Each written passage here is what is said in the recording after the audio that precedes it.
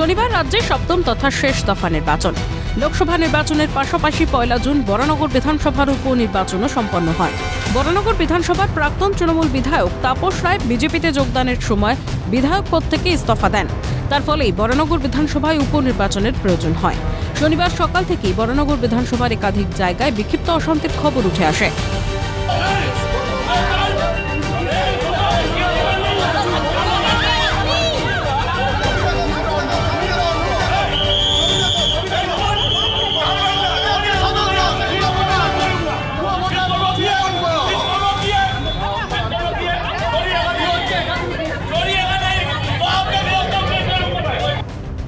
বরানগর বিধানসভার রবীন্দ্র ভবনের 102 নম্বর বুথে এক ভুয়ো ভোটারকে হাতে নাতে পাকড়াও করেন বিজেপি প্রার্থী সজল ঘোষ।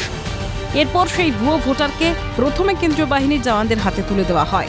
পরে অভিযুক্তকে গ্রেফতার করে পুলিশ।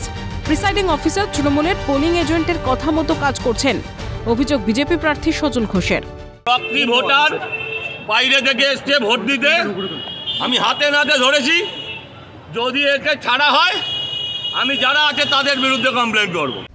বরানগর বিধানসভার অন্তর্গত 2টি বুথে বিজেপির পোলিং এজেন্টকে বসতে বাধা দেওয়ার অভিযোগ।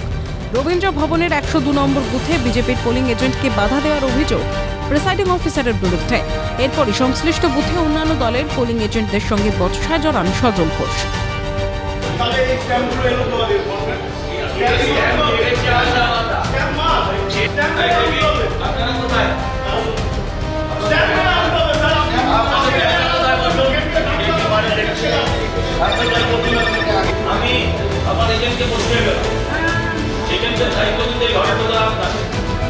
অফিসারের সঙ্গে রীতিমতো বচসায় জড়িয়ে পড়ছেন সজল ঘোষ, কারণ বিজেপির যিনি এজেন্ট রয়েছেন তাকে সকাল থেকে বসতে না দেওয়ার অভিযোগ উঠছে প্রিসাইডিং অফিসারের বিরুদ্ধে। প্রিসাইডিং অফিসার চুপ, প্রিসাইডিং অফিসাররা মেনে নিচ্ছে, এরা তাকে মানবে না। কোন জায়গায় স্ট্যাম্পের কথা লেখা নেই। হ্যাঁ, স্ট্যাম্পের কথা কোথাও লেখা নেই। ওরা স্ট্যাম্প ছাড়া ঢুকতে দেবে না। ওরা কোথাও স্ট্যাম্পের কথা ফর্মে তো লেখা থাকবে, সাইন উইথ সিগনেচার। পাশাপাশি 64 নম্বর বুথেও বিজেপির পোলিং এজেন্টকে বসতে বাধা দেওয়ার অভিযোগ বিজেপির। খবর পেয়ে ঘটনাস্থলে পৌঁছন সজল ঘোষের চিফ ইলেকশন এজেন্ট তথা বিজেপি নেতা কৌস্তব বাগচি। তিনিও অন্য দলের পোলিং এজেন্টদের সঙ্গে বচসায় জড়ান।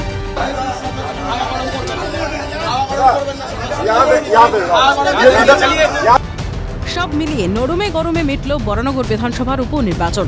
এই কেন্দ্রে মুখোমুখি তৃণমূলের সায়ন্তিকা বন্দ্যোপাধ্যায়, বিজেপির সজল ঘোষ এবং কংগ্রেস সমর্থিত বাম প্রার্থী তন্ময় ভট্টাচার্য। ঘাসফুলের প্রত্যাবর্তন নাকি সজল ঘোষের হাত ধরে পদ্ম ফুটবে বরানগরে, বা দুই প্রতিপক্ষকে ছাপিয়ে পুরনো জমি পুনরুদ্ধার করবে বাম শিবির, উত্তর মিলবে 4 জুন। ক্যামেরা নিখিল দাসের সঙ্গে অভিরূপা হাজরার রিপোর্ট, ক্যালকাটা নিউজ।